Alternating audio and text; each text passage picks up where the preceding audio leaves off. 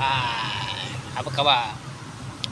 Hari ni kita nak cerita pasal usik sikit pasal jin lah, kan jin. Dia banyak kategori, ada jin muda, ada jin tua, ada jin veteran, jin orang tua lah. Dia berperingkat anak, budak kecil, dewasa macam kita. Kecil, besar, dewasa, bujang, orang tua, orang dewasa, orang tua. Macam tu lah jin. Tapi bezanya jin ni hidup dia panjang, beribu tahun.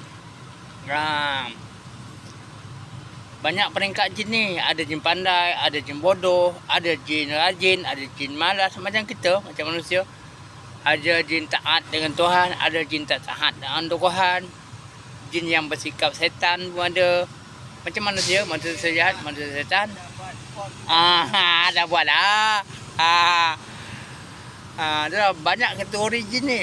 Kita nak huraikan terlalu banyak.